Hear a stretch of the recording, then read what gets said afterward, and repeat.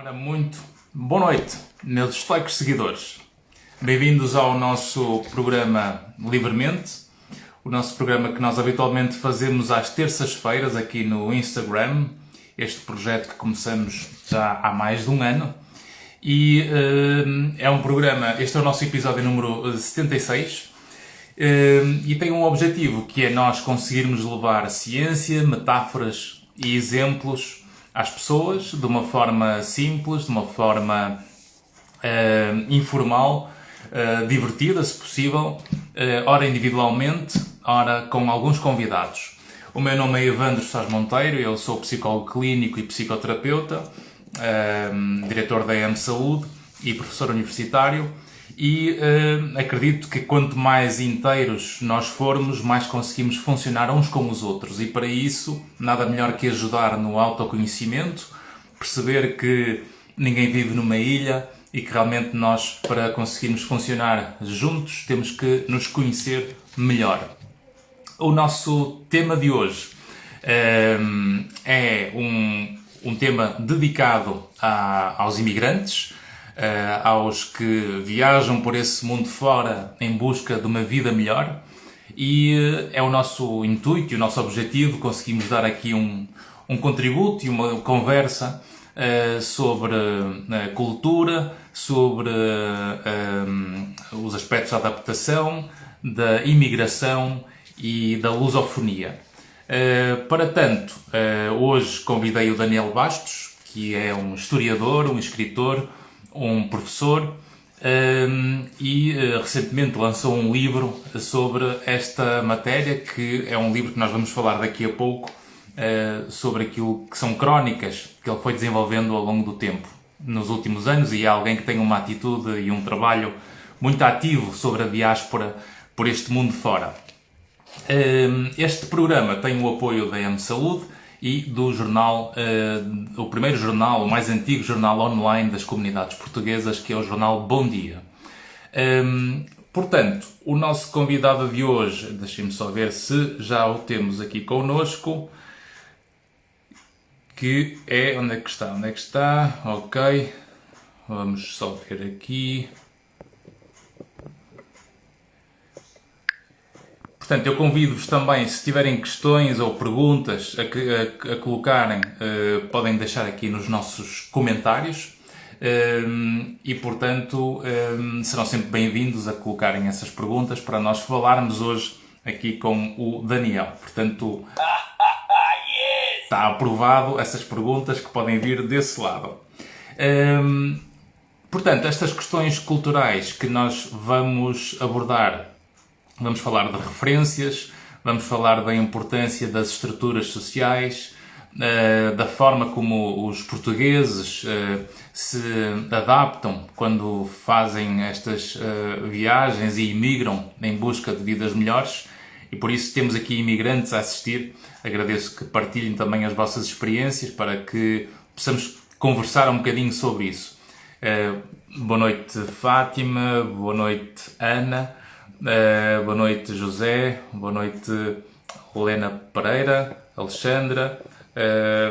Vocês estão a entrar e, portanto, estejam à vontade em fazer perguntas. Deixem-me só perguntar aqui ao Daniel se ele vai conseguir entrar no Instagram via telemóvel, porque tem que ser através do telemóvel. Exato. Eu já estou aqui a falar com ele na plataforma dos mensagens, portanto isto aqui é em tempo real. Estou no Instagram em direto, na minha live. Pronto. Portanto, cá temos mais um imigrante neste momento a passar férias, Nuno, um abraço, Nuno.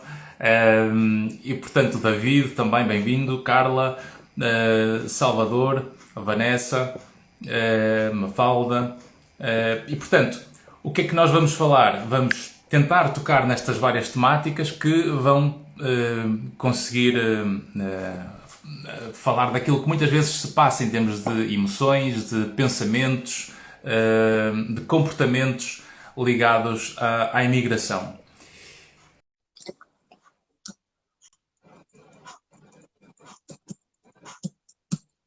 Alô, alô, teste, teste, teste. A ligação está a ser feita. Ora, cá estamos. Viva, Daniel.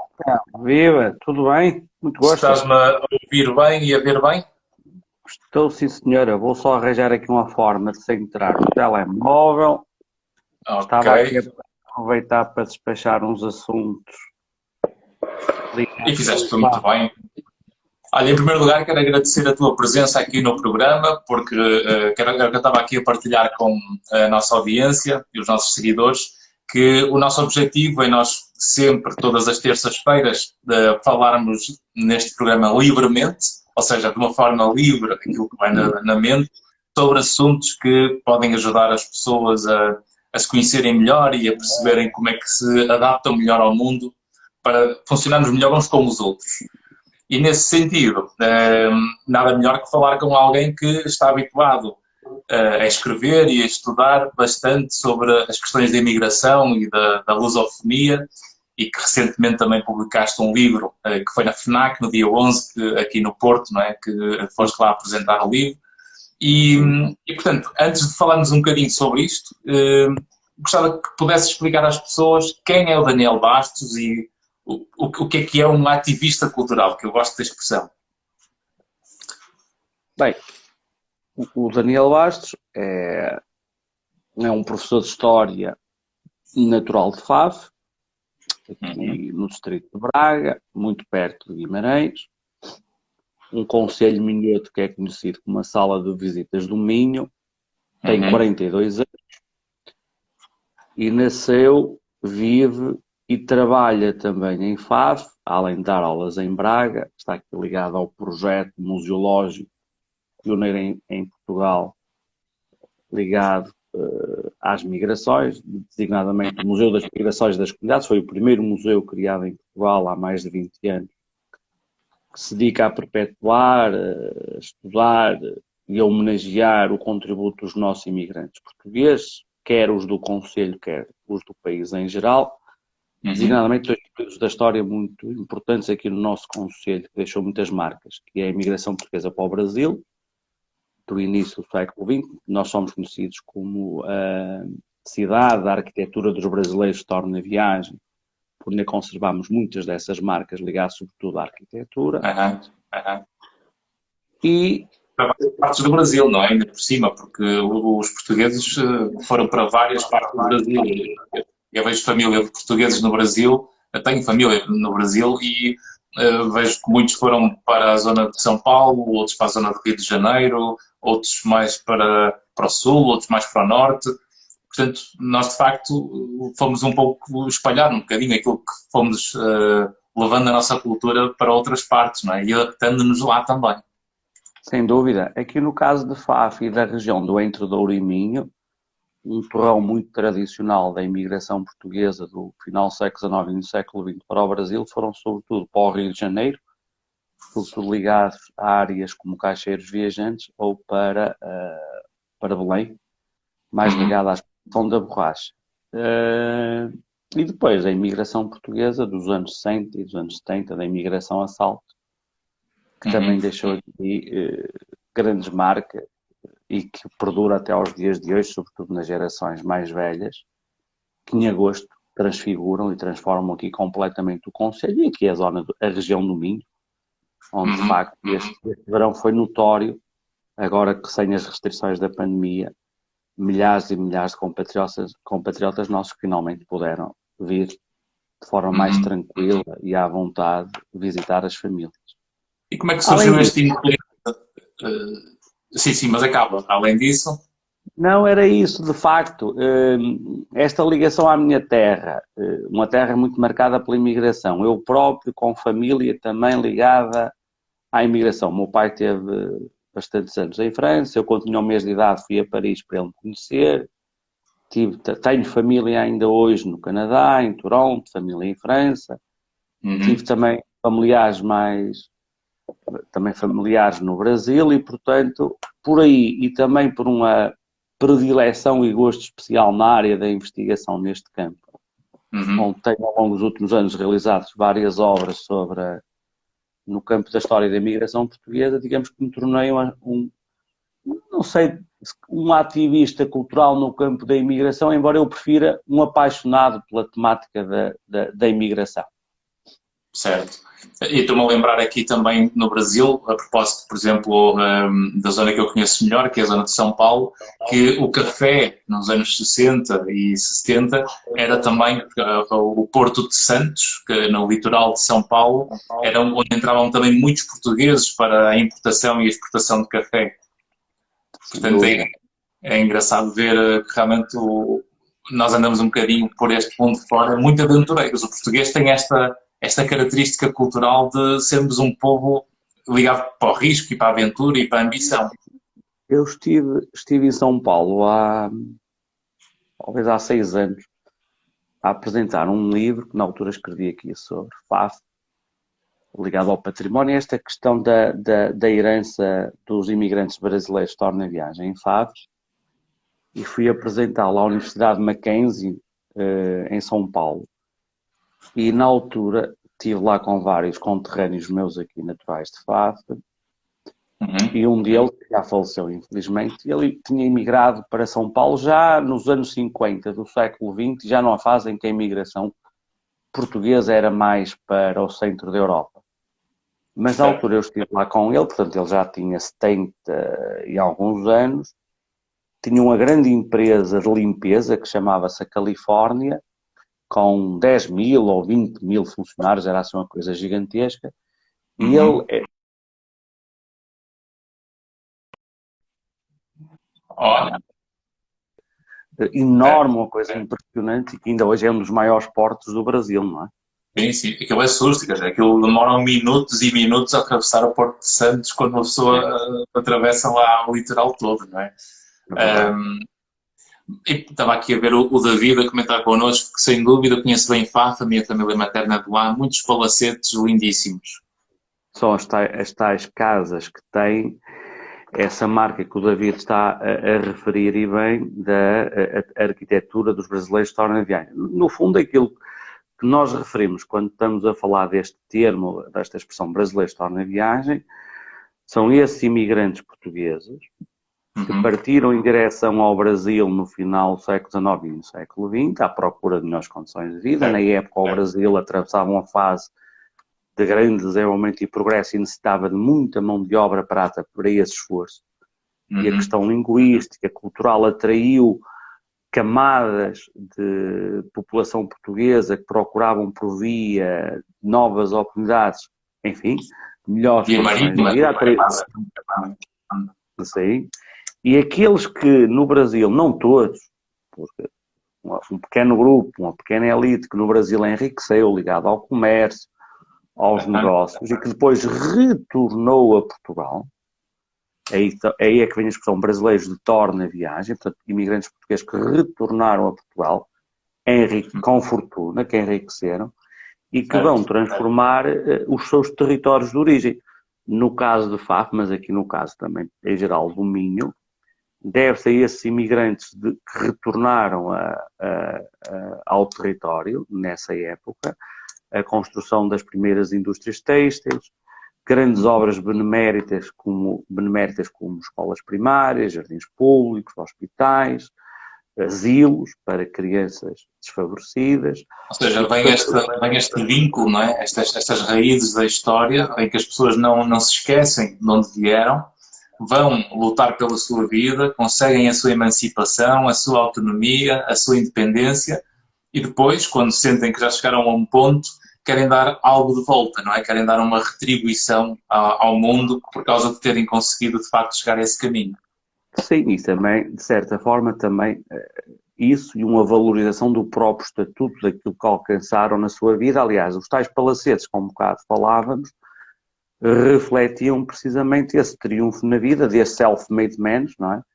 Depois, ao regressarem, construíam as suas moradias, a palaçada, com símbolos muito próprios e até ligados ao Brasil. Por exemplo, aqui em Fado, temos casas com azulejos que remetem para as cores do Brasil, sempre casas com 2, 3 andares, Paulo do Brasil nos interiores, claraboias, alguns com palmeiras, jardins tropicais, mostrando perfeitamente essa ligação e, no fundo, esse processo de aculturação.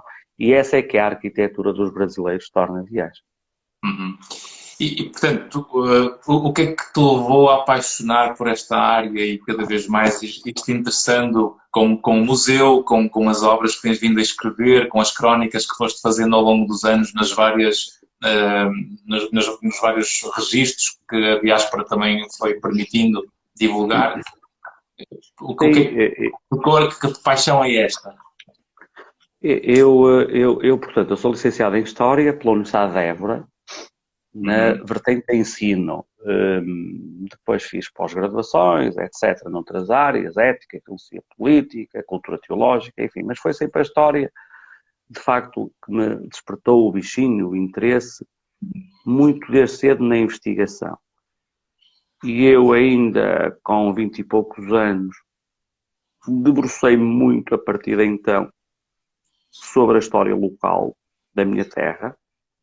E ao mergulhar na história da minha terra, mergulhei na história da imigração, por via daqueles que do meu concelho, para o Brasil e mais tarde para o centro da Europa, em particular para a França,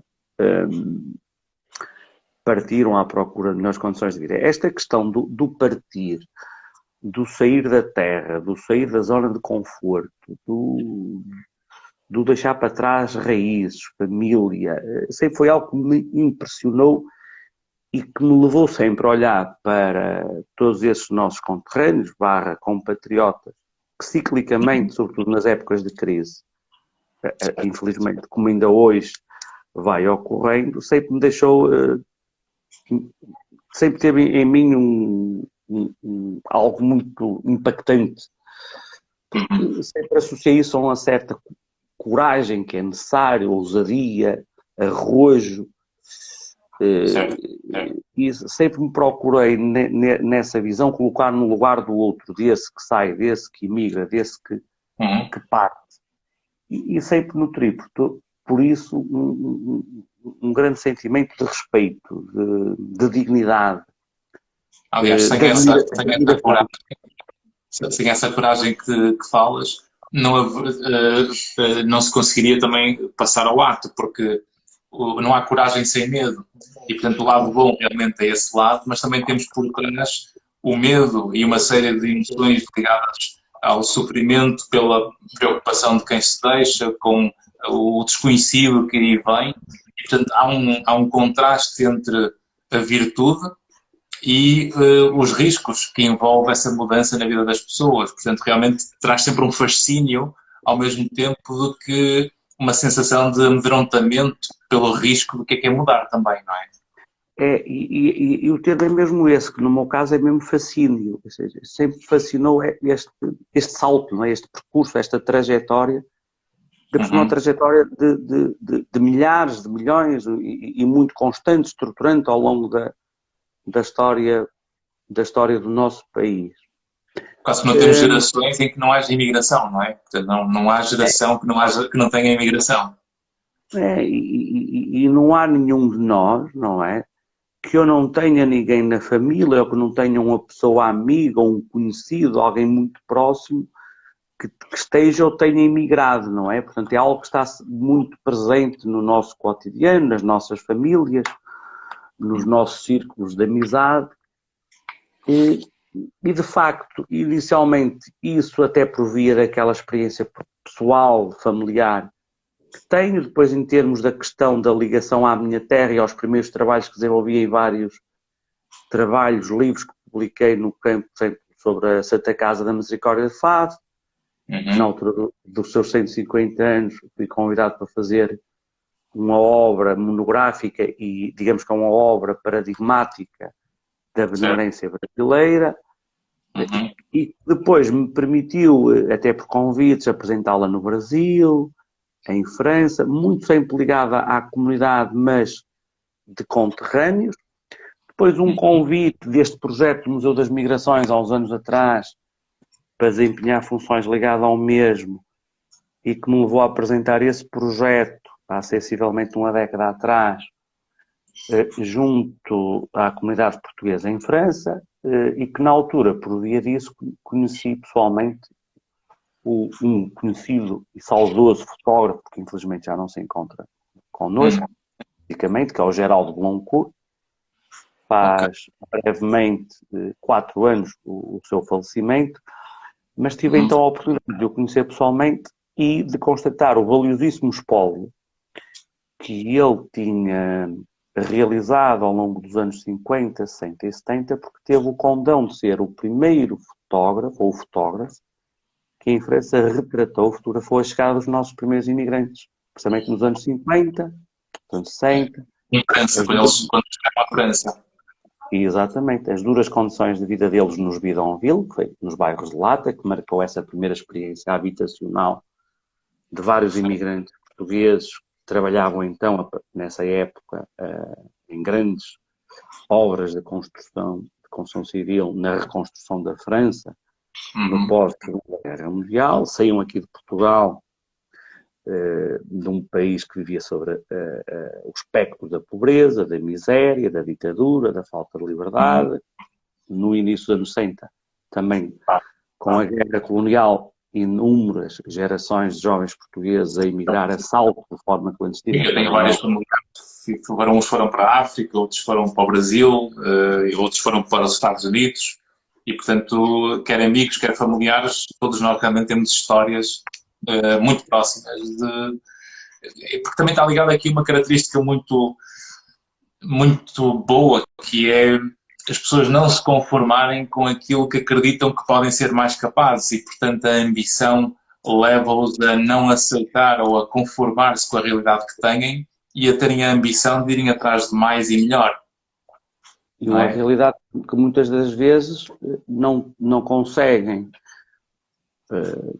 Essa ambição, infelizmente, não a conseguem concretizar ou não têm as ferramentas aqui no nosso país, infelizmente, porque o país também nos oferece essas condições necessárias para os fixar e para aqui iniciar os seus projetos de vida, a constituição de família, e, portanto, é um país que muitas das vezes também não consegue oferecer as condições de dignidade necessárias para fixar, de facto, os nossos, e também isso aumenta a minha admiração e respeito pelos imigrantes, e diríamos que essa ligação muito profunda começou com o Geraldo Bloncourt, quando, com ele, ainda em vida, realizei 2 livros, 2 obras, que retratam de facto o espólio valiosíssimo dele sobre a imigração portuguesa, e que me abriram portas para outros trabalhos e, sobretudo, para apresentações diversas junto às comunidades portuguesas, e por via disso, também ao longo dos últimos anos, vários convites para escrever artigos de opinião para vários órgãos de informação das comunidades portuguesas espalhadas pelos 4 cantos do mundo, um deles, no qual colaboramos, os dois, não é? Que é o Bom Dia, não é? A propósito do que acabaste de dizer, porque aqui é importante, aqui há algumas variáveis que estão nas entrelinhas do discurso e que talvez dê aqui algumas luzes para quem está a ver a nossa live, que é os aspectos de que quando se imigra ou de quando se está realmente a querer mudar de vida com sonhos que depois são suportados por essa ambição e por esse risco que tem que ser, que tem que se enfrentar, essas mudanças que vão depender sempre dos contextos e das pessoas que estão à nossa volta. E por causa desse exemplo do fotógrafo, de conheceres essa pessoa que depois abre portas para novos mundos porque amplia-nos as visões, as interações, os conhecimentos, tudo isto é algo que os imigrantes mais bem-sucedidos vão fazendo, e é aquilo que nós vemos, e eu tenho a sorte de estar numa área que eu vejo muitos cofres secretos das pessoas nos seus momentos de adaptação ou de transição de vida, ou de conflitos, ou de perdas. Nota-se que aquilo que mais facilita a adaptação é realmente esta escolha que cada um de nós tem que fazer quando imigra, de procurar inserir-se nas comunidades, de procurar interessar-se pelos conteúdos e informação do mundo novo que estamos a chegar, tentar levar o que é que o nosso mundo também traz, e conversarmos, conseguimos ter a capacidade de comunicar a informação e conseguimos partilhar o conhecimento para podermos enriquecer mutuamente as nossas vidas, que depois cria os vínculos que nos faz ligar uns aos outros e depois trazermos essas culturas e levarmos essas culturas para um lado e para o outro, não é? Sim, sem dúvida. E o facto, muitas vezes, da existência de família, de amigos ou num círculo muito próximo que nos permite essa inserção, de facto, é extremamente importante. Eu sou um profundo defensor, promotor, dou sempre imenso valor e enalteço o papel que, no caso, o meio associativo português, junto Sim, das nossas comunidades, tem nesse campo um papel essencial. sim, Porque, de facto, não há comunidade portuguesa no estrangeiro, não é? Seja na Europa, na América, no continente africano ou, inclusivamente, na Ásia, que não tenha, ou até na Oceania, recentemente até tenho trabalhado e conhecido vários compatriotas nossos que têm uma comunidade muito dinâmica na Austrália, e onde também lá existem associações, ranchos folclóricos, núcleos museológicos, a Casa de Portugal, bem, algumas casas regionais, e de facto é interessante porque nós somos um país com uma história tremenda, somos um Estado-nação dos mais antigos do mundo, o mais antigo da Europa, dos mais antigos do mundo. certo. As nossas fronteiras, naquilo que é Portugal continental, estão praticamente definidas desde a Idade Média, não é? Somos um país relativamente pequeno em área, com uma população no território nacional relativamente reduzida comparativamente a outros países, por exemplo, na Europa, não é? Mas, de facto, são as nossas comunidades e são os nossos compatriotas, além fronteiras, que nos dão escala. E é interessante como cada comunidade de imigrantes portugueses no mundo é como se fosse um Portugal, não é? Como se houvesse vários Portugais, não é? Certo. Projetados, espalhados por todo o mundo. E que, de facto, isto é algo que eu também não me canso e que tenho trabalhado muito. A mais-valia em termos daquilo que é a cultura, a língua, em termos de economia, é de facto, ou até em termos de magistratura de influência política, Certo. é de facto algo que nós não podemos desaproveitar, e em particular os Certo. nossos agentes políticos e económicos. Pronto, o país, nós, em pleno século XXI, com uma história tão marcante, tão antiga no mundo, temos agora nos nossos imigrantes, de facto, aquilo que eu costumo dizer que são os nossos marinheiros barra descobridores do mundo atual, não é? Aqueles que agora desbravam os mares da competitividade, da globalização, da constante mudança. E esse exemplo é bom porque é por aí mesmo que deve ser feito o caminho, porque o mundo cada vez é mais conectado, é mais globalizado, é mais interativo, e quanto mais nós nos isolamos quando imigramos, mais difícil vai ser a nossa adaptação. E, portanto, é precisamente pela integração na comunidade, o procurarmos as comunidades, as associações, estes meios que nos permitem. É, é como nas faculdades haver aquela comissão de praxe que nos recebe para nos entregar e para nos integrar na comunidade, não é? Para nós encaixarmos melhor no país que decidimos emigrar. E, portanto, Sim, esses grupos estão lá para nos ajudar. E por isso, quando nós estamos muito sozinhos, estamos a sentir a solidão, estamos a sentir as saudades, não é? Aquele homesickness, a saudade portuguesa, não é? Que a Cesária Évora cantava. Essa saudade é compensável, é melhor gerida quando nós conseguimos aumentar o sentimento de pertença. E o sentimento de pertença tem a ver com os nossos comportamentos na interação com os outros. Portanto, sim, se os portugueses conseguirem aumentar isso, e nós aumentamos sempre o nosso sentimento de encaixe e de adaptação à comunidade que estamos a emigrar. Os franceses utilizam agora muito um termo de cariz sociológico, até mais do que histórico, que é o enraizamento, Certo? que eu acho que é muito interessante. Eu acho que esse enraizamento, de facto, é extremamente importante o papel que as associações desempenham. É importante, de facto, esta ligação que os nossos imigrantes vão mantendo pelo meio associativo, Uhum. pelos órgãos da diáspora também, pelos jornais, pelas rádios e até por canais de televisão portugueses que estão espalhados. E o Bom Dia, nesse aspecto, é de facto uma plataforma que chega às várias comunidades portuguesas. Uhum. É um bom exemplo dessa interligação e dessa informação constante e de proximidade, mas Porque também acho que é hoje em dia já ninguém se pode queixar de que não tem acesso à informação, porque basta procurar e ela existe, não é? sem dúvida, sem dúvida. É uma das grandes mais-valias, de facto, dos tempos em que nós vivemos, Uhum. nestas últimas décadas, nestes últimos anos.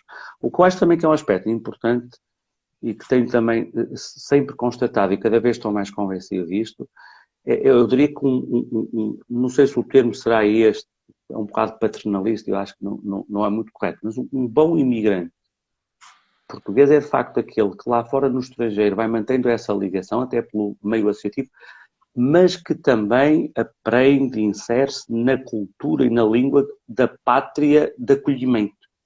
Certo. Porque muitas das vezes também o só conviver, o só estar ligado ao meio associativo português, e nós vimos isso sobretudo nas gerações mais velhas, não é? Que Claro, estão, por exemplo, lá há 20 ou 30 anos, em França, ou sobretudo, é eu quase que tenho o gueto, notado, ficam em guetos fechados e não é, socializam, não interagem com o mundo à sua é, volta. eu tenho notado muito isso até sobretudo na América do Norte, tenho nos últimos anos. Agora, nestes últimos 2 anos, por acaso não, por causa da pandemia, mas já tive aí 5 vezes em Toronto e, portanto, é uma realidade da comunidade portuguesa que eu conheço relativamente bem e onde tenho família e onde tenho, inclusive, alguma família em que, por exemplo, ainda hoje, não os filhos, mas os pais, por exemplo, expressam-se muito mal em inglês, têm muitas dificuldades em expressarem-se em inglês, o que de certa forma depois também não lhes permitiu, em termos de progressão, até em termos Claro. profissionais e de acesso a outro tipo de informação ou de serviços na comunidade em que estão inseridos. E de Sim. facto, Como dizíamos há pouco, aquele isolamento que nunca é produtivo, ou seja, o não, isolamento faz com que a pessoa não se consiga adaptar e é por isso que depois aumenta o risco, por exemplo, de ter doença mental, aumenta o risco de não conseguir adaptação para conseguir dar o tempo suficiente para se vencer nesse processo de imigração, porque também é preciso algum tempo para se construir alguma coisa de valor quando se está fora, porque não é rápido, não é? não. E, e depois o exemplo que estavas a dizer há pouco é interessante porque o exemplo de Faf, dos portugueses irem para o Brasil e depois trazerem, ou seja, quererem dar uma retribuição à sua terra, em que não só elogiam quase que a terra, ao mesmo tempo que acrescentam a cultura do mundo que vieram.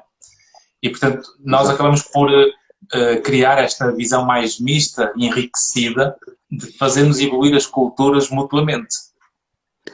A imigração, eu costumo dizer que o fenómeno em si é uma moeda com duas faces, não é? Malgrado o despovoamento, o envelhecimento, o esvaziamento de, de força ativa do país, e, portanto, nós temos feito um esforço nos últimos anos, mas ele tem que se acentuar mais, de facto, de fixar, diminuir, mudar o paradigma de país de emigrante, até por um paradigma que estamos nas últimas décadas também agora a dinamizar, que é ser um país de imigrantes, não é? E nós Certo? temos tido um contributo extremamente importante de Com várias S e com Is, não é? e Imigrantes com com S e com Is. essa outra realidade do nosso país das últimas décadas. Certo. Veja-se o exemplo, pegando agora novamente no Brasil, mas transportando para os dias de hoje, uma comunidade brasileira residente em Portugal, que é hoje a mais representativa. Os Uhum. dados apontam para cerca ou à volta de 200 mil brasileiros ou até mais a Exato. viver e a trabalhar em Portugal. Enfim, motivados por esta afinidade linguística, cultural, Claro. a questão da insegurança e da instabilidade Sim, no a questão país. física, né? Dessa segurança física é um grande fator diferenciador neste momento entre Portugal e Brasil. E como eles vão dando um contributo fundamental para o rejuvenescimento, para Certo. uma maior presença de mão de obra para várias funções onde carece muita dessa mão de obra no país, inclusive vários a abrir negócios e a Sim, desenvolver sim, claro. várias atividades. E, portanto, dão um contributo muito importante ao nível não só daquilo que é também os descontos para a segurança social, um contributo demográfico muito positivo e, portanto, cá está. Uhum. É a migração e a imigração como um fator de desenvolvimento e do progresso. Aliás, nós hoje, ironicamente, num mundo que muitas das vezes parece que anda ao avesso ou de pernas para o ar, Uhum. onde ouvimos sistematicamente cantos de sereia e populistas que muito anti-imigração, nós vamos onde esses discursos parecem ressoar e ampliar em alguns países, aqui em Portugal também, mas acho que não tem assim grande eco ou ressonância, mas em países que aquilo que eles são e aquilo que eles são, foram e o seu processo de desenvolvimento e de construção que lhes permite ter agora patamares elevados de desenvolvimento, devem à imigração. Veja-se o caso, por exemplo, dos Estados Unidos da América, que claramente é um país que tem na imigração, neste caso, daqueles que vão viver e trabalhar para os Estados Unidos, dão um contributo fundamental para o seu desenvolvimento. Ou a França, por exemplo, também, não é? E isso é que importa, não é? Percebemos que um mais um é igual a dois, portanto ninguém está a perder nada quando nós estamos de facto a juntar culturas, desde que não se anule nem se rejeite, porque quando as pessoas fragmentam, anulam ou começam a competir para ver quem é melhor e pior, quando, quando nós não podemos escolher sem conhecer, nem sequer conseguimos adaptar sem conhecer.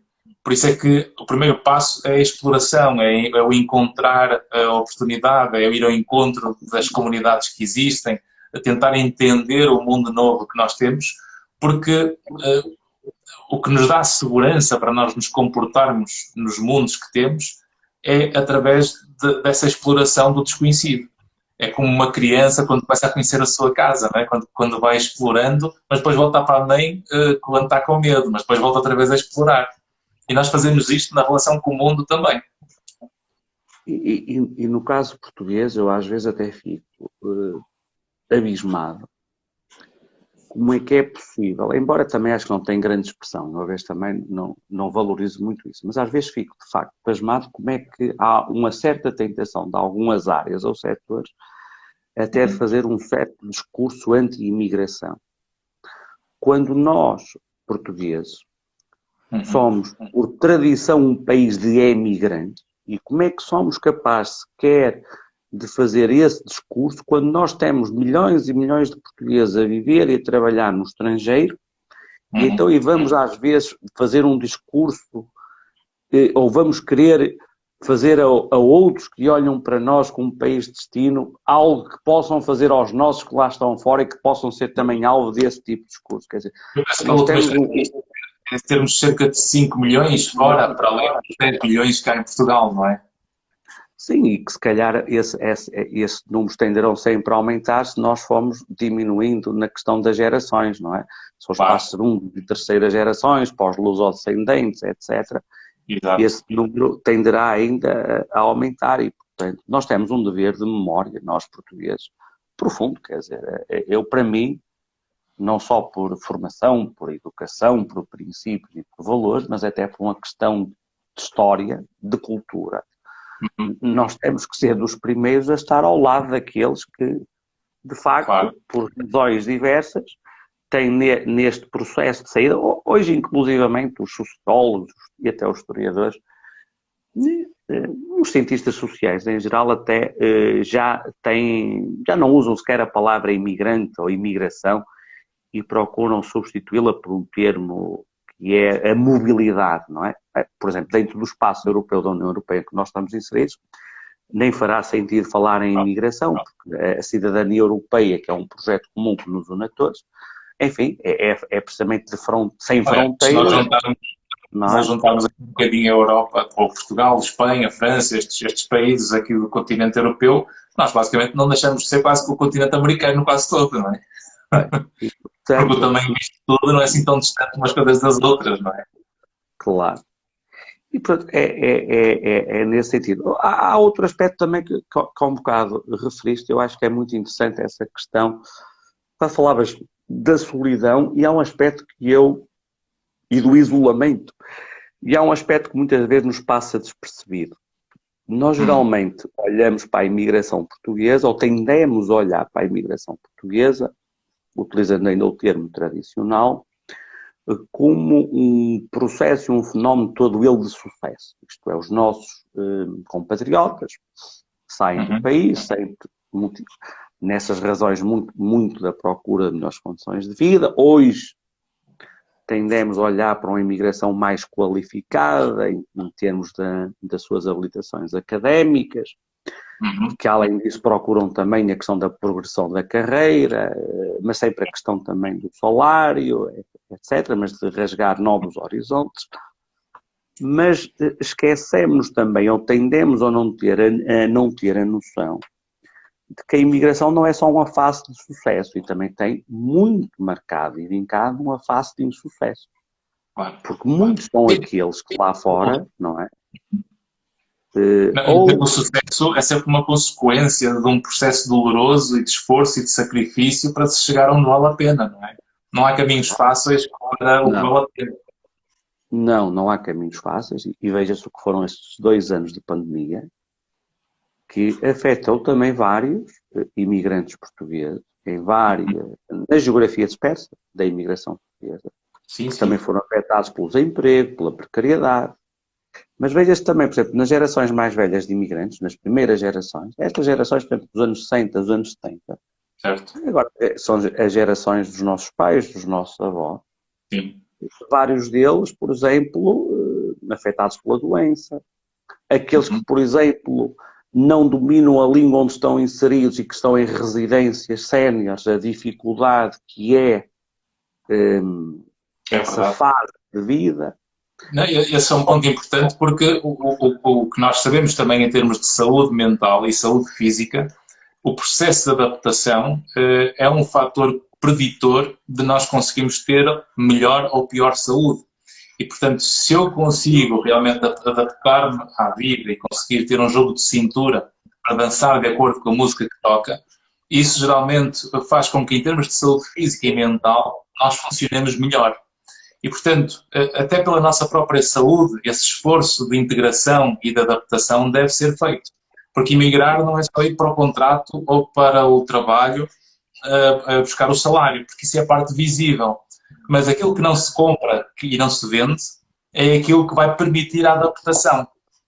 E, portanto, o salário em si é o que todos veem, mas o que faz a grande diferença é realmente aquilo que nós fazemos com aquilo que estamos a ter. Não é? Portanto, o que eu sou com aquilo que tenho. E quando a pessoa consegue realmente adaptar-se às circunstâncias, nós vemos pessoas com as mesmas realidades em que uns deprimem e outros não. Uns estão em solidão e outros integram-se perfeitamente. E as grandes diferenças destes processos têm a ver com este esforço e quase que esta forma desprovida de interesse, do tipo, olha, vou à aventura e deixa ver o que é que eu encontro quando eu vou ter com esta associação, ou com aquela comunidade, ou com os vizinhos, ou com o que está à nossa volta, não é? Porque esse espírito de abertura, que é muito comum quando se imigra, porque as pessoas quando imigram e quando estão mais sozinhas, isso nós vemos quando fazemos férias, nós começamos muito mais a interação com as mesas e no comboio e com os vizinhos e com o mundo à nossa volta. O isolamento nunca é benéfico, porque o isolamento alimenta sempre uma solidão e não uma solitude. A solitude é a nossa arte de gostarmos de estar sozinhos porque estamos cansados, porque sabem bem ter o nosso momento, mas isso difere completamente da solidão, que é a carência emocional provocada por nós não nos sentirmos encaixados, não é? Claro, sem dúvida. E de facto é importante toda esta reflexão que, que, que nos deve olhar a nós, mas também aqueles que nos governam, aqueles que têm responsabilidades, a ter isto, muito presente. De facto, é importante esta questão destas facetas mais marcantes. E esse espírito das comunidades portuguesas tem ainda outra marca também que ainda está muito viva, muito presente, que é a solidariedade. E eu pessoalmente tenho conhecido no seio das comunidades portuguesas, quer de portugueses imigrantes para portugueses imigrantes, ou para a própria comunidade da pátria de origem que eles estão inseridos, mas inclusivamente também de imigrantes que continuam a ter um importante espírito de generosidade, solidariedade relativamente aos seus territórios, às suas terras, às suas aldeias de natal, aos seus concelhos. Cá está um aspecto interessantíssimo da solidariedade, que é uma variável que se conecta de uma forma profunda com a gratidão. Ou seja, gratidão e solidariedade são variáveis muito, muito ligadas mesmo, não é? O gosto de ajudar alguém que está a precisar e alguém que procura porque sente que pode ser ajudado. Que também procura por via disso, isto em exemplos práticos, percebe-se melhor a dimensão de tudo isto que estamos a dizer. Eu, por exemplo, uma das últimas crónicas que escrevi é sobre um imigrante português, natural de Chaves, aqui da região de Trás-os-Montes, que saiu de Portugal nos anos 60 com 10 anos, numa aldeia de Chaves. Fez um processo de verdadeiro self-made man nos Estados Unidos, triunfou na vida, formou-se na área da arquitetura, lançou-se na área da construção, do imobiliário, criou um verdadeiro império nessas áreas no Rio 2. E o João Guedes, hoje mais conhecido como João Guedes, tendo saído daqui em criança, nunca esqueceu as raízes de onde era natural.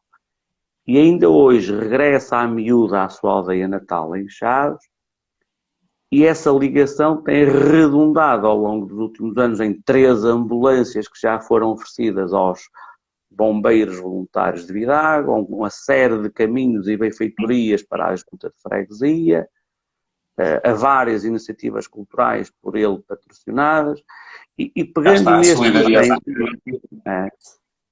é este exemplo de solidariedade. Mas, por exemplo, nas próprias comunidades, eu estava-me a lembrar agora, por exemplo, em Paris, há sensivelmente 2 décadas, imigrantes portugueses em Paris criaram a Santa Casa da Misericórdia de Paris. Nós geralmente olhamos para as Santas Casas de Misericórdia espalhadas aqui pelo território nacional, não é? Certo, e elas também estão lá fora, junto dos nossos imigrantes. E no caso da de Paris, tem desempenhado um papel de solidariedade social extremamente importante em prol de imigrantes portugueses, desvalidos, que têm caído nestas malhas ou nestas franjas da pobreza, da precariedade, e inclusive algo que até há uns tempos atrás também me passava um pouco ao lado, mas que fui acompanhando e até conheço os responsáveis da instituição, que, por exemplo, nós temos sensivelmente, portanto, os dados, as estatísticas também apontam para que a comunidade portuguesa em França seja ainda hoje a mais numerosa, 1 milhão de portugueses no território, e faz ela também uma das mais representativas de comunidades estrangeiras em França. Interativas também, porque nós também conseguimos chegar a cargos de liderança e de poder interessantes lá em França. Sim. Só para se ter ideia, em França há uma rede de luso-eleitos que é constituída por mais de 10 mil luso-eleitos. Nós temos inúmeros vereadores, presidentes de Câmara, luso-franceses espalhados pelo território, enfim, empresários, dirigentes associativos, enfim, hoje se quisermos também vamos para a questão do futebol, os jogadores de futebol, treinadores, enfim, é todo nós temos aqui um sangue tuga que anda por aí. Mas, por exemplo, a Santa Casa Misericórdia de Paris, além de cabazes, de campanhas de solidariedade, etc., faz visitas regulares a portugueses presos neste caso, passa a redundância, eu peço desculpa, em prisões francesas. Cá está um trabalho, não é, junto de imigrantes portugueses que, por circunstâncias e vicissitudes várias da vida, não é, caíram em instituições onde estão a passar e a cumprir as suas penas. E no meio daquela dificuldade, uma atitude de solidariedade. não é? Cá está, e portanto são estas áreas, não é? E estas E é isso que soluções. acaba por definir como seres humanos e como natureza que vive em comunidade, que constrói sociedades e que foi evoluindo até chegarmos ao mundo de hoje, que quer se queira, quer não, há que dizê-lo de uma forma muito transparente, porque as pessoas esquecem-se da história. Nós estamos no melhor mundo de sempre, comparando com o que foi. Bem, e eu acho que também aquilo que deveria ser a preocupação e o cuidado de cada um de nós, cada um dentro das suas possibilidades e dos passos e do contributo que possa dar, é procurar legar um mundo melhor às gerações vindouras, não é? A dificuldade será talvez essa, e aquilo que se calhar nos causa grande desconforto, ansiedade e algum receio com o futuro, é que mundo é que vamos deixar de legar aos nossos filhos, aos nossos netos. O que é bom porque, mais uma vez, não nos deixa de tocar nessa variável da solidariedade e da gratidão, porque isso implica vínculos e, portanto, como nós queremos deixar algo, daí esta preocupação que ativa em nós um sentimento de cuidado e de preocupação. Não é? Temos aqui a revista Repórter X Oficial a comentar: a maior parte dos imigrantes sentem-se imigrantes em Portugal e não onde residem temporariamente e trabalham.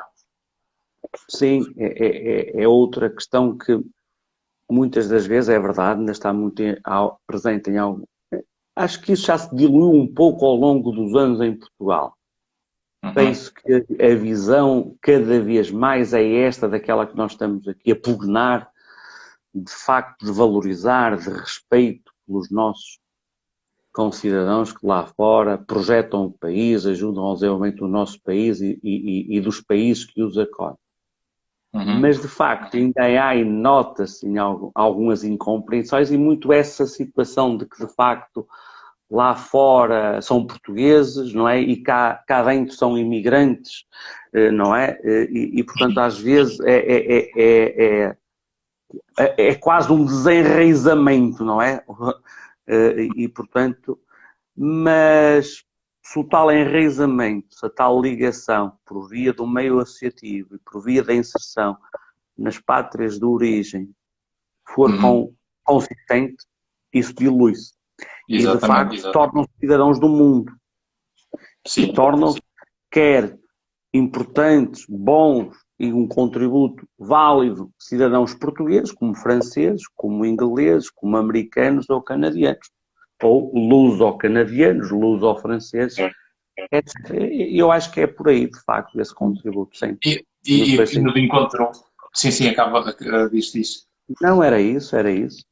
E ia dizer a propósito do que há pouco estavas a explicar, e portanto, estas questões todas ligadas à imigração, este levar a cultura, trazer cultura, o desenvolver depois dar um retorno às suas localidades, construindo coisas para querer ajudar os seus vínculos e as raízes onde cresceram. Isto depois levou então a tu escreveres um conjunto de crónicas ao longo do tempo e que compilaste em livro. E que foi este último livro que publicaste e que está onde é que as pessoas podem encontrá-lo e o que é que este livro nos traz para nós conhecermos com a leitura. Sim, é exatamente isso. Digamos que destes trabalhos de natureza histórica ligada à imigração portuguesa em termos editoriais, mas também o facto, digamos que essa será a mais-valia e também aquilo que me dá um certo gozo, confesso, e estímulo para continuar a fazer este tipo de trabalhos, que é o facto de eu ter, enfim, o privilégio de ter conseguido, de estar a apresentá-los junto das comunidades portuguesas. Portanto, eu vou ao encontro dos nossos imigrantes. E esse convívio, esse conhecimento in loco da realidade, que leva também a esses convites para escrever para vários órgãos, convites do sentido de escrever textos de caráter reflexivo, de caráter histórico, opinativo, de contributo, etc., que eu tenho feito ao longo dos anos, de facto, em vários jornais, por exemplo, no Bom Dia, mas também em jornais no Canadá, na Suíça, na Venezuela, em Macau, enfim, pela geografia da diáspora portuguesa, levou-me nestes últimos 2 anos, mais ou menos na altura que surgiu a pandemia, a compilar essas visões numa obra Claro. que se intitula Crónicas, Comunidades de Imigração e Lusofonia, cuja primeira edição está esgotada. E foi uma edição que contou com o apoio institucional da Comissão de Migrações da Sociedade de Geografia de Lisboa, e cuja edição só foi possível graças ao apoio e ao contributo de vários empresários espalhados pela diáspora, e que foi lançado a primeira edição... Está o aspecto da solidariedade e da gratidão. Sim, e até nesse aspecto se manifesta, sem dúvida, e que eu faço sempre questão de referir, aliás, neste tipo de iniciativas como estamos a fazer hoje, e na própria obra onde isto está refletido, e tem uma nota de destaque precisamente sobre isso. Mas, portanto, passar nós... Ainda por cima, estes aspectos da imigração, com estes aspectos da cultura, das transições de vida, das adaptações, do leva e traz conhecimento, isto, para mim, enquanto psicólogo também, eu vejo muito nos processos de acompanhamento que faço nas imigrações, porque há sempre, nas fases de transição, é quando realmente há um custo maior em termos de sofrimento e de emoções, é quando as pessoas realmente precisam entender melhor o que se passa. E, portanto, não só me interessa poder ajudar do ponto de vista clínico, da recuperação clínica, mas, acima de tudo, também em termos de psicoeducação e de darmos acesso à informação e a livros e a grupos e associações que faz com que a pessoa depois consiga mexer-se melhor no mundo em que escolheu emigrar. Portanto, isto tudo é quase que uma visão biopsicossocial que nós temos que olhar para tudo isto, porque não há saúde mental sem uma neurobiologia funcional, mas também não há uma adaptação social se eu não entendo o mundo em que eu estou rodeado, não é? Portanto, e os contextos que eu vivo. Daí que os livros, os vídeos, as lives, etc., tudo isto são formas de nós darmos um contributo às pessoas para que, através do conhecimento, consigam ganhar poder, porque conhecimento dá poder para nós nos sabermos mexer, não é? E verdadeiramente foi isso que me motivou no lançamento desta obra, e também muito ao encontro de uma missão que diremos, eu gosto muito de uma expressão do Pacheco Pereira que diz que também naquele esforço que ele faz da preservação de vários documentos através daquele projeto que ele está ligado à Efêmera, que é um militante da memória. Eu de facto também sou uma espécie de militante da memória, neste caso da memória dos imigrantes portugueses. Certo. E este livro é de facto também o meu singelo contributo para essa memória e também para esse processo de valorização e dignificação dos nossos imigrantes. Esta primeira edição, que foi lançada há sensivelmente um ano, que está esgotada, foi lançada no território nacional. A primeira sessão de lançamento foi em Lisboa, na Sociedade de Geografia de Lisboa, e depois houve umas parcerias, como referi há um bocado, com a FNAC, que levou recentemente à apresentação na FNAC no Porto, mas antes também em Braga, em Guimarães. Portanto, a obra pode ser encontrada nas livrarias de referência no país, entre elas, e eu peço desculpa pela publicidade, mas na FNAC, que é uma parceira com quem tenho trabalhado em Portugal ao longo destes últimos anos. No teu site, tens site, no teu link também para poder aceder à obra? Sim, há vários imigrantes portugueses e amigos também até de outras nacionalidades que via Instagram, via o Facebook, Exato. até o meu blog até entrou em contacto por aí, até tenho também enviado várias obras, esta e outras via, enfim, correio postal. Faz lembrar a live e a conversa que eu tive com o Igor, o jornalista que também colabora com um amigo em comum. Que ele dizia que muitas vezes o livro é um tema de partilha e de conversa para ir tomar café com alguém. De facto, e eu, por exemplo, nesse aspecto, saiu agora, portanto, foram-me entregue há poucos dias a segunda edição do livro, já revista, atualizada com os novos textos. Por exemplo, fui convidado, em outubro vou a Paris, ao Consulado de Portugal em Paris, junto, lá está, da nossa comunidade em França, a apresentar a obra. Para o ano já tenho convites para ir à Califórnia, para ir a Toronto, e portanto cá está, são cafés que vou tomar, mas do outro lado Exatamente. do Atlântico, E é bom, não é? e acho que essa é a maior riqueza que nós podemos ter, e portanto eu também vou viajando no âmbito da minha atividade profissional, e portanto aquilo que eu acho que é a nossa maior riqueza, de facto, é o conhecimento de culturas diferentes da nossa, e podermos enriquecer a nossa com essas culturas diferentes. Portanto, eu não diria melhor. E é mais isso com que mais estimula. dá mais. E é isso que me estimula, que me motiva verdadeiramente, porque eu costumo dizer às vezes aqui na minha terra, e às vezes a alguns amigos ou até alunos, e o professor é que viaja, e alguns até me dizem, mas tens muito dinheiro e ganhas muito, e os livros é que dão dinheiro e tal. Pá, vocês não se iludam, os livros não dão dinheiro, isto é, não é o Daniel Bastos, ou não é nos livros que o Daniel Bastos vai ganhar dinheiro. É pela experiência em si, não é? Porque esse é o melhor salário que nós temos, é o que nós sentimos, não há nada que pague as emoções. Não, eu dou aulas e tenho outros projetos onde, digamos, as minhas fontes de rendimento. Aquilo que procuro, de facto, com os livros, é isso que acabaste de dizer, a viagem.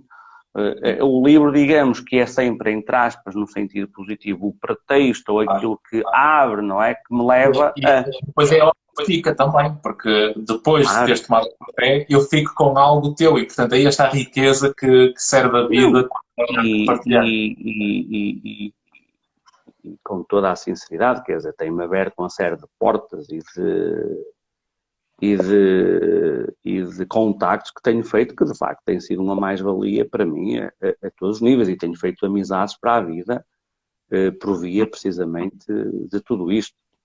E, portanto, devo muito a tudo isto, e também daí também o estímulo e a motivação para continuar, porque de facto é isso que nos leva, e que acredito que no teu caso seja exatamente o mesmo. Não será com isso que faz junto dos imigrantes que vais enriquecer em termos monetários, não é? Não, porque é tal coisa, e isso é uma das coisas que eu vejo de uma forma transversal a todos os imigrantes. Quem se move exclusivamente por dinheiro nunca vai encontrar a sua felicidade. Ou seja, o dinheiro é sempre uma consequência daquilo que nós sentimos e daquilo que nos preenche. E depois, se a competência associada àquilo que nos preenche for boa e aquilo que nós fazemos serve para ajudar muito em toda a parte, obviamente um retorno, e a consequência, obviamente, é ter esse retorno financeiro. Mas nunca pode ser a questão financeira ou visível aquilo que move de forma absoluta ou exclusiva o nosso comportamento. Até porque senão era vazio, não é? Era vazio, era o outro por dentro, não é? Sim, sim. Aliás, para isso, então, quem era rico não deprimia, não é? E eles têm as mesmas depressões que toda a gente. Se calhar mais. Se calhar mais, que ainda nem sequer tem a desculpa do dinheiro. Exatamente. Daniel, teríamos aqui pano para mangas para conversar, ainda temos aqui algumas perguntas, mas eu deixo-as no ar porque temos aqui também da revista Repórter. Penso que o livro fala só numa parte, a parte boa, portanto não sei se é só a parte boa ou não, mas se calhar tens mais crónicas para escrever e deves ter mais livros para não é só na parte boa, no sentido que também aborda muito daquilo que falávamos da questão da imigração de sucesso. Portanto, claro que, já agora só te roubo um minuto, se me permitisse, claro que no livro destaco vários imigrantes, diríamos os tais imigrantes de sucesso, empresários, políticos, etc.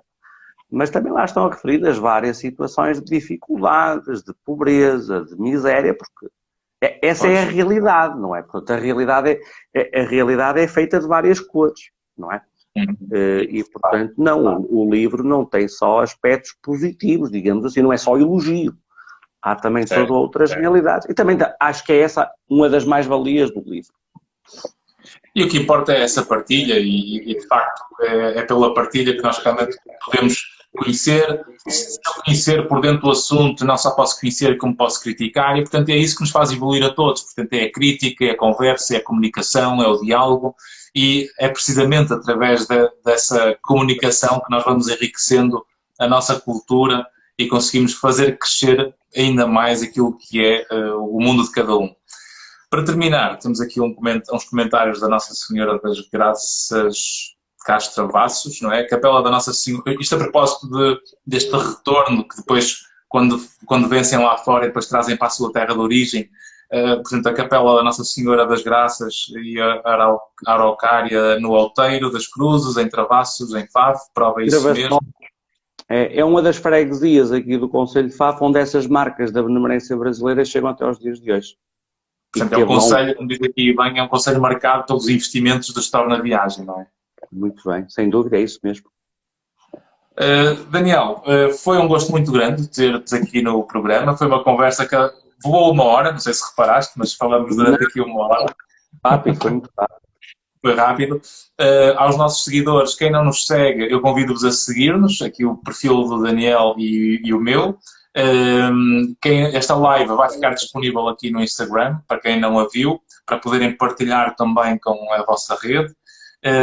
E também vai ficar disponível no meu canal do YouTube para quem não tem Instagram. Portanto, podem procurar exatamente o mesmo nome, Derivando PHD, no YouTube, porque tem lá toda esta live e todas as outras. Da minha parte, foi um gosto ter-te como convidado. Espero que tenhamos aumentado aqui a consciência de vários seguidores e das pessoas que nos viram para enfrentarem o medo e ultrapassando o medo com a coragem necessária para irem ao encontro do desconhecido, um desconhecido medido e apoiado por as redes das comunidades onde nós vamos, porque eles estão lá para nos ajudar, estão lá para nos apoiar e temos é que fazer escolhas de encontrar as pessoas certas e os contextos certos para realmente melhorarmos esse networking que depois nos abre portas para realmente nos adaptarmos ao mundo de hoje, que é um mundo globalizado e internacional. Portanto, uma boa noite a todos, um abraço estoico e até para a semana. Até para a semana e um grande abraço. Obrigado pela atenção e pela estima. Obrigado, Daniel.